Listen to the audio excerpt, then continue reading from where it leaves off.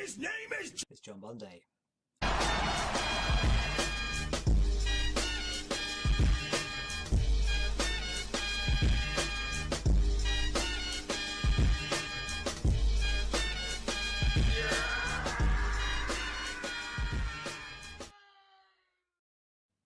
So we're back with the next load of games, and from my point of view, it's the very next day compared to the game number 8 in the previous video, but time. So it is Friday 20th of January, and I have completed game number 9. So this is a game that I've actually been working on for a little while with a friend of mine. We've been playing it on his PS5, and that is Overcooked 2. So we've been playing co-op whenever I've popped over to his house to have like coffee in the mornings. And today we finally completed it. So Overcooked 2. I mean, for me, a great couch co-op game. Like you're playing as little animals that cook, but you know, like you could have good back and forth with who you're playing with to be able to, I mean, not just complete the level, but to actually try and get all the stars and things like that. So if you're looking for a good co-op experience, yeah, then I can recommend Overcooked 2. Right, it is Sunday, 22nd of January, and game number 10 is done. It is Rainbow Islands for the Master System. So it is this week's Master System challenge.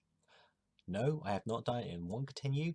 I abused the hell out of the continue system to be able to get through to the other game. Well, 5 can go fuck itself. Bloody green shapes that move around. Ugh. Anyway, so yeah, it's a good game. The beginning of it is far easier than the Mega Drive version or arcade or whatever. Worth trying out. I did not get the complete ending even. I didn't collect the big diamonds, but I got to the end. I defeated the fire boss, so I'm happy. So let's see what's next then. It is Tuesday, 31st January, and game number 11 has been completed. It is Snatcher for the Mega CD. And this is a repro copy because the game is stupidly expensive now. So, those of you who check out the retro chat I do with James over at Sweet Radish Gaming, we did a deep dive on it because like a special we did where we just covered one game rather than 3. But just to give some thoughts here, it's a Hideo Kojima game, so pre-Metal Gear Solid, but post-Metal Gear, as there are some references. But this is like Blade Runner meets Terminator, and it's just, it's good. It's a visual novel style game, so there are shooting sections, but it's more like picking commands and then like working through the story. But I think it's a fantastic story. So, and it's just a real shame that it's never been ported to anything newer. Like it got released, I think, on the MSX mini console, but that was the Japanese version, and that wasn't the whole game. It was only the first 2 acts and not the 3rd act. Either way, play this game, and then once you've completed this, go and play the spiritual successor, which is Policenauts, which was for the Saturn. Never released in the UK, but there is an English patch. Well, I say never in the UK, never released in the English West, so fan translators have translated that, so another game to try. But yes, game number 11, sorted. So it's Wednesday, January 8th, and game number 12 is completed. And, or is it 11? Either way. Next game is completed, and it is God of War. The 2005 version, the PS3 remaster. So not the complete collection, but just God of War 1. And I have never been so conflicted about a game in all my life. I mean, okay. For those who've played the game, or at least have played it recently, you will know exactly what I mean. If you only played it back when it came out, then you're probably a bit more forgiving about it because of being of its time. Where do we begin?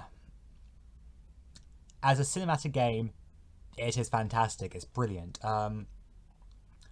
The character of Kratos, like the Greek mythology, the world building, yes, fantastic.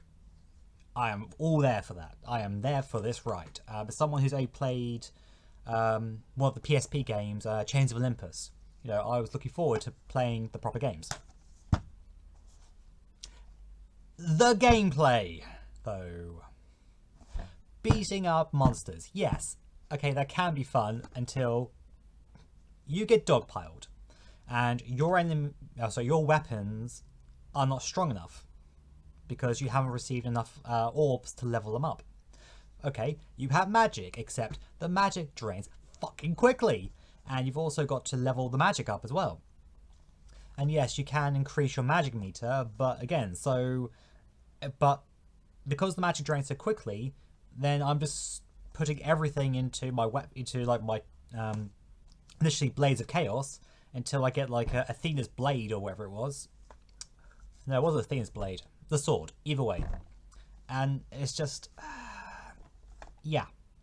So the combat, I can definitely see what they're going for, and I assume that's something that's probably improved in later versions, but it just got so frustrating. That is nothing compared to the puzzles. And I don't mean head-scratching, how do I solve this style puzzles. I mean puzzles where they do not give you enough fucking time to actually solve the fucking puzzle before the timer runs out, because it's so finicky, or the controls or the camera are fighting against you. Now, you may remember the Room of Spikes in the Cliffs of Madness. I almost went mad for this fucking puzzle!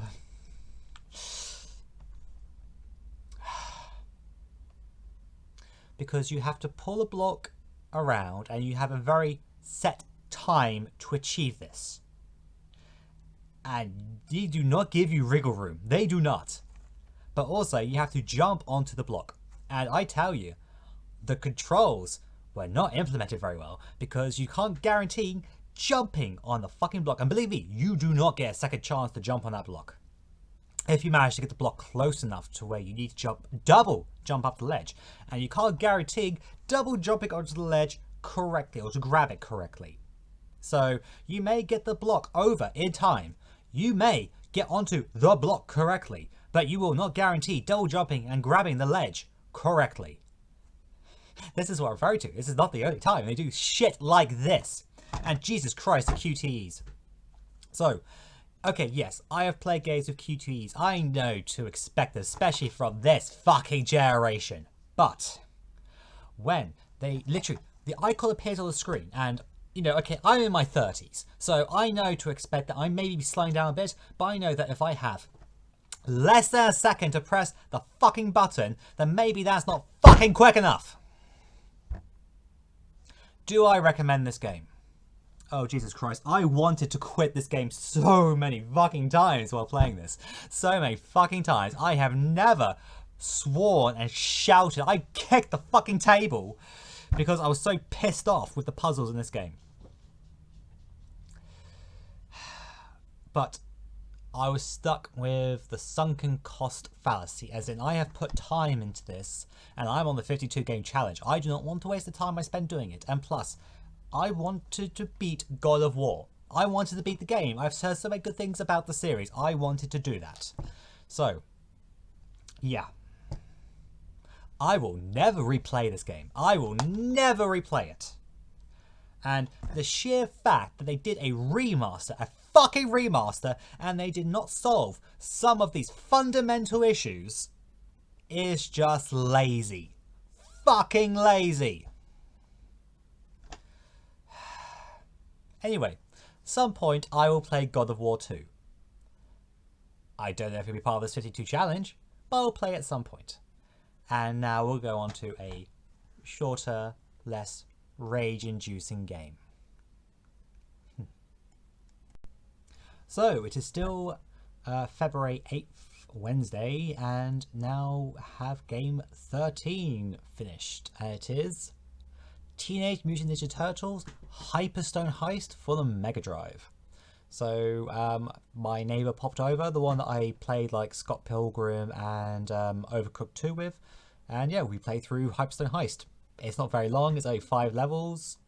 It's an alright beat 'em up. It doesn't beat Streets of Rage, not because I'm a Streets of Rage fanboy, but I am, but it's just, it's not as long a game, and it's not as complex, and a bit easy, but you know, it's enjoyable. If you love the Teenage Mutant Ninja Turtles, then, you know, you've had loads of fun with this as a kid, playing it with friends, so, but yeah, another game completed. So, and a nice palate cleanser after God of War, so. It is Tuesday, 14th of February, and game 14 has been finished, and it is Inside. So, for those of you who have heard of Limbo or played it, this is from the same devs. It's their sequel game. I don't really want to give any spoilers away. It's plays very similar to Limbo. Whereas Limbo is definitely more 2D. This is still a 2D plane, but it's like 3D environments. You can't like go forwards or backwards. You're still just going left or right and like up and down if you can. But yeah, so it's a puzzle game, and it's I really don't want to spoil anything about it. I think you should be experienced. The last section of the game, yeah, that was a thing. So yeah, yeah, give Inside a try. I think it's definitely worth a play. If you enjoyed Limbo, you enjoy this. Okay. So it is Thursday, 16th of February. And I've just finished game number 15, and it is Phantasy Star Adventure, which is a text-based adventure game for the Game Gear. I didn't play the Game Gear version, I played a hack which lets it run on the Master System, so I could play it via my EverDrive on the Mega Drive. It's not a very long game, it does have a save feature. It took me about an hour or so to complete. Yeah, it's not, I think it's like, you know, not necessarily canon or with the rest of the Phantasy Star series. Yeah, it's an interesting enough game. You have like options to go like, you know, north, south, east, west, look, talk, you know, take, use, you know, that kind of stuff. Includes a map, and there's even some combat as well, which is, it shows like dice actually rolling across the screen with your results. I don't know if the game was unfairly balanced, because I seem to get a lot more ones than the enemies did, which I felt was a bit of a but yeah. But for a quick game, and I'm a big fan of the Phantasy Star series, so yeah, at some point I'll play the other Game Gear game, but that one's a bit longer, but yeah. But yeah, if you're fancying a quick distraction from a Game Gear, give this a go. So it is February 20th, and I have just finished game 16, and that is Ristar. Not for the Mega Drive, for the Game Gear. Well, a hack that allows you to play Game Gear games on the Master System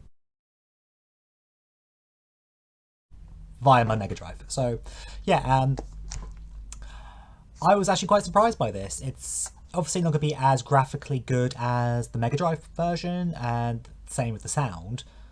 But the gameplay mechanics, as far as I could tell, like one-to-one with the original. I haven't played it for many years now.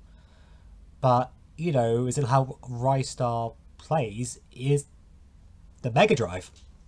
And Ristar actually holds a special place in my heart, the Mega Drive version.